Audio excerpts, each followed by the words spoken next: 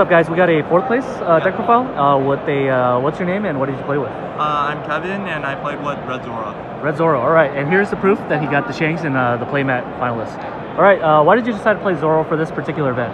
I've been playing Zoro since pre-release, and I tried other decks after the nerf, and none of them worked for me, so I just toughed it out and went with Zoro anyways. Got it.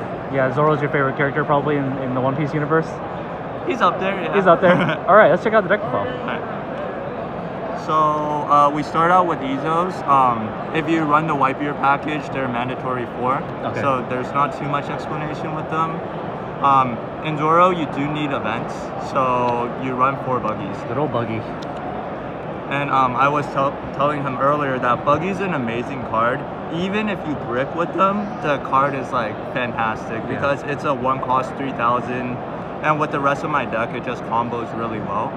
So one of the combos that happens a lot in the matchups is you go Buggy into Magura, and if you have 1 Dawn on Zoro, it becomes a 7,000 swing. For pretty much 1 cost. So it's a very good value swing that is really hard to block early game. Got it.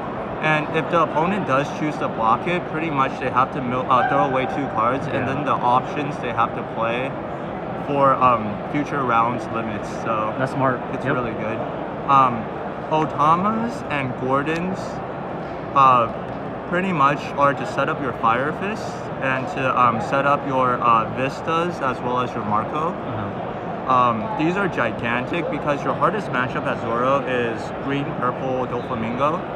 And the combo you really want to use is Gordon. So when they play 7-drop Luffy and 5-drop Uta, you want to Gordon the Luffy, and then you just Fire Fist and kill both the Uta and you want to kill both the Uta and the Luffy, and that gets you a massive Dawn lead. I see. So that's a huge double swing. Mapinos, you rarely use them for defense. If you have a wide board, you just use them to all in even more. So same story with Magura.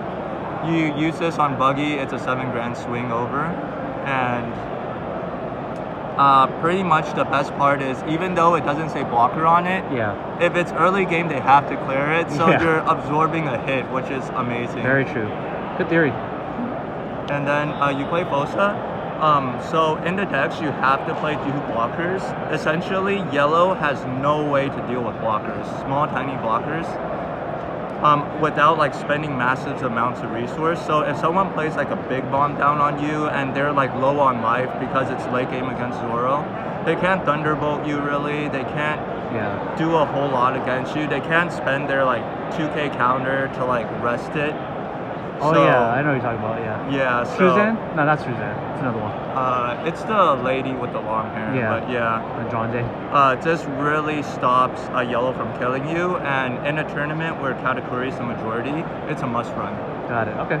I will go onto the 4-cost Marco, actually. Okay.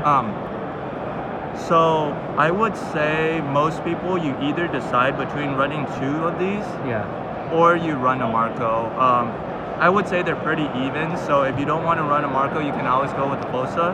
The only reason why I chose the Marco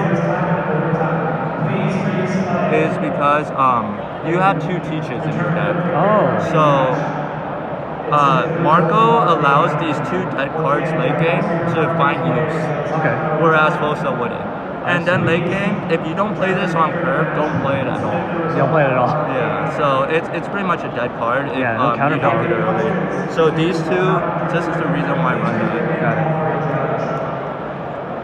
it. Next up, probably the MVPs. This card is just busted. What's it do again? It gives negative 2,000 to any character. When it attacks. And it's extremely busted if you have 2 of them on board at any portion in time. Pretty much without having to waste a counter or a Gordon, you can get someone's monster really low and just Fire Fist them or Vista them.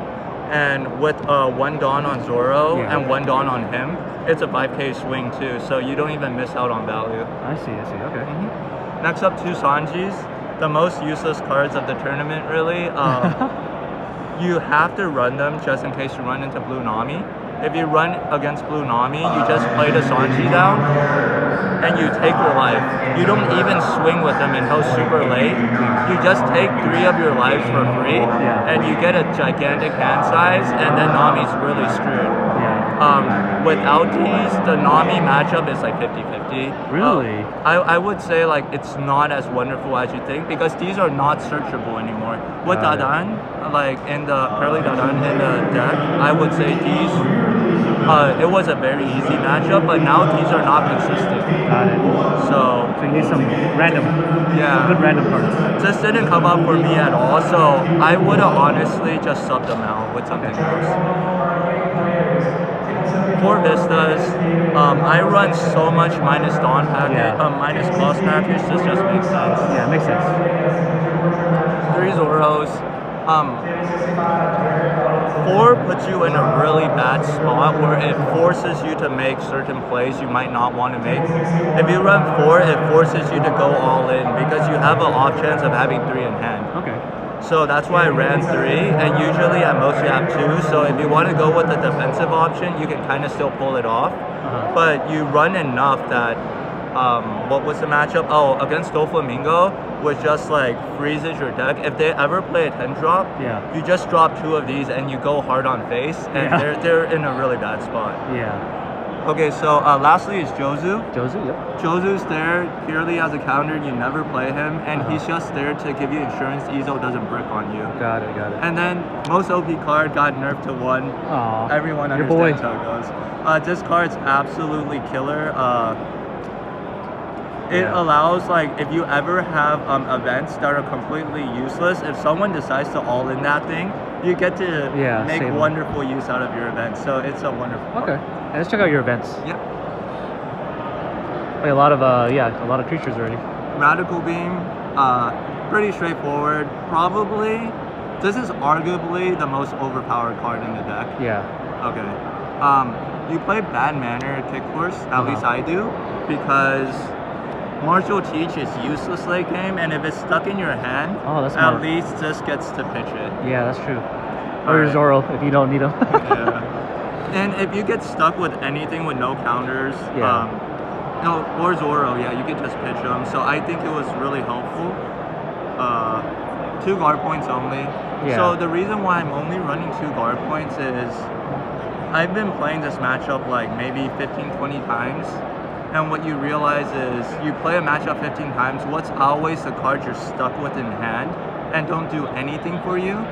And it's like, it didn't help me win, and it wasn't good enough to help me survive an extra turn. It was always guard point. I would always get stuck with 1 or 2 of them. And if the opponent all hits me next turn, I'm dead anyways, so they might as well be gone. So I good philosophy. I like that. To Whitebeard Pirates? You run Whitebeard Pirates. They're great from life. You get to do a free search. They stop your Izo from bricking. But most importantly, they stop your buggies from bricking. Oh yeah, that's true. So it's kind of nice. 4 Fire Fist. Very well thought I out. run so much minus power functions, so it just combos really well. And then 2 Jet Pistols.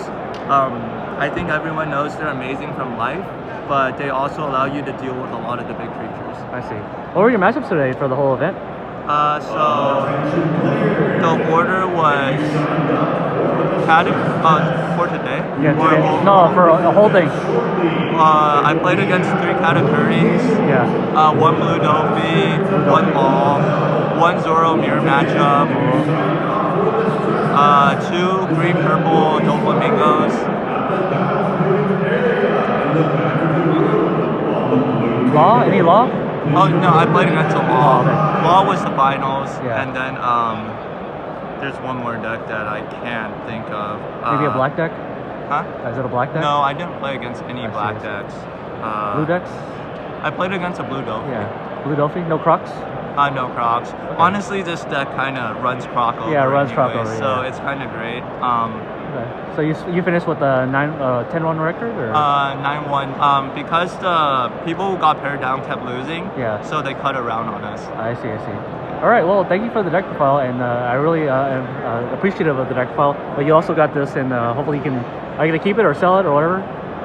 this deck is completely unplayable with the 3 captains coming out. Yeah. But the cards aren't going to be worth much anyway, so might as well just keep them. All right, thank you. Thank you.